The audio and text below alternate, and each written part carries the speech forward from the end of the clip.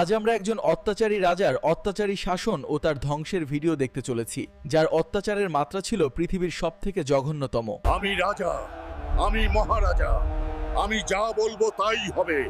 তোমরা সবাই আমার দাস দাসী। কেউ আমার মতের বিরোধিতা করলে তাকে নজিরবিহীন শাস্তি দেয়া হবে, যেমনটা দিয়েছি ইতিপূর্বে অনেককেই। কেউ আছো নাকি আমার মতের বিরোধিতা করবে? কেউ থাকলে আমার সামনে আসো। আপনার এই অত্যাচার আমরা আর মানব না।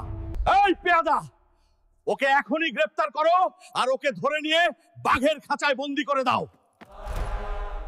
বাবা, তুমি আমাদের সেই অত্যাচারী রাজার হাত থেকে রক্ষা করো।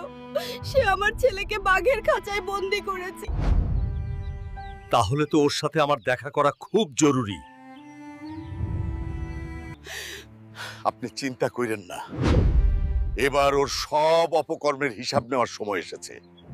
এটাই সেই অত্যাচারী রাজার রাজপ্রাসাদ। ও, এখন সেই অত্যাচারী রাজাকে আমার খুঁজে বের করতে হবে, তারপর ওর সাথে হিসাব নিকাশ হবে। তুমি কে হে? অনুমতি ছাড়াই রাজপ্রাসাদে ঢুকেছো? তোমাকে তো এর আগে কোথাও দেখিনি। তোমার পরিচয় বলো।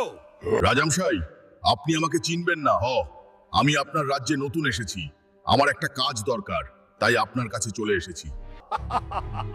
আমার এখানে কেউ কাজ করার সাহস পায় না, কারণ আমার এখানে সবাই দাস আর দাসী। ঠিক আছে, তোমাকে একটা কাজ দিতে পারি। তা হলো, প্রত্যেক দিন কুয়া থেকে 5000 বার পানি তুলবে। তারপর পাশের নদী থেকে সব পানি কলসিতে ভরে এনে তুমি আমার কুয়ায় ফেলবে।